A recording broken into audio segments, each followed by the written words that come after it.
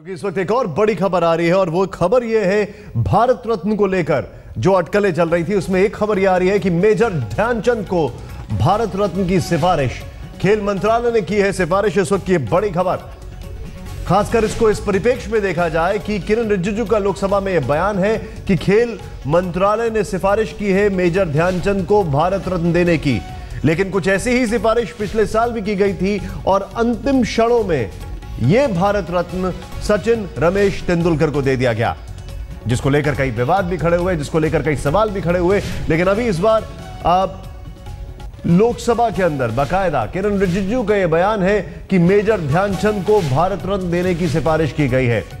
पिछले साल से ही यह शुरू हुआ है जब खेल की प्रतिस्पर्धाओं में खेल में पार्टिसिपेट करने वाले किसी व्यक्ति को भारत रत्न देने का ऐलान कर दिया गया और इसमें पहला नाम सचिन तेंदुलकर का आया, बल्कि जो पहला नाम जिसको सबसे पहले खेल मंत्रालय ने जिसकी पेशकश की थी, बताया यह जाता है कि वो मेजर ध्यानचंद थे। लेकिन मेजर ध्यानचंद को अंतिम क्षणों में, आज तक ने आपको पूरी रिपोर्ट दिखाई थी किस तरीके से अंतिम क्षणों में एकाएक सचिन तेंदुलकर को दे दिया गया और मेजर ध्यानचंद का नाम हटा दिया गया।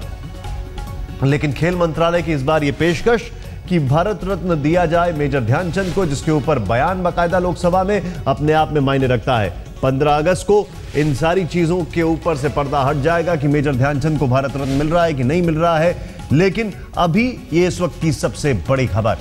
मेजर ध्यानचंद जिनको हॉकी का जादूगर कहा जाता है, जिनको बाकायदा हिटलर ने कहा था जर्मनी की टीम में आने के लिए और उन्होंने मना कर दिया, उनकी जो योगदान रहा है भारतीय हॉकी के लिए वो अभूतपूर्व रहा है। ओलंपिक में मेडल जिताने से लेकर वर्ल्ड चैंपियनशिप जिताने को लेकर जो मेजर ध्यानचंद का जादू था, जिसने उनकी हॉकी के हुनर को देखा, वो देखता ही रह गया। और उस वक्त, उस जमाने में जब मुल्क को आजाद हुए कुछ साल हुए थे, उस वक्त अगर हीरोज की जरूरत थी, उस वक्त अगर इस देश को ऐसे लोगों की जरूरत थी जो कि इस देश का नाम दुनिया के मानचित्र पर आगे बढ़ाएं, तो उनमें से एक नाम हॉकी के जरिए मेजर ध्यानचंद का था।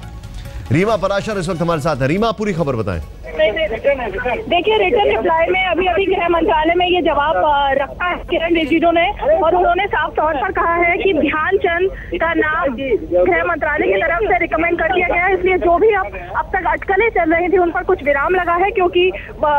इस वक्त जो हमारे पास ताजा खबर है वो यही है कि गृह मंत्रालय की तरफ से ये नाम आगे बढ़ गया है। गृह मंत्रालय की तरफ से नाम आगे बढ़ गया है, यानी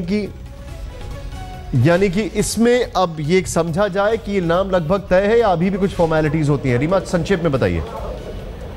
जी देखिए, अभी तो हम ये कहते हैं कि कुछ फॉर्मेलिटीज बाकी है, क्योंकि इस बार ये भी अटकलें चल रही थी कि क्या सिर्फ एक ही भारत रत्न के लिए चुने जाएंगे या इतने लंबे समय से जो एक पेंडिंग लिस्ट है उस पर भी विचार किया जाएगा, क्योंकि अटल बिहारी वाजपेयी का नाम भी कई दिनों से सामने आ रहा था। लेकिन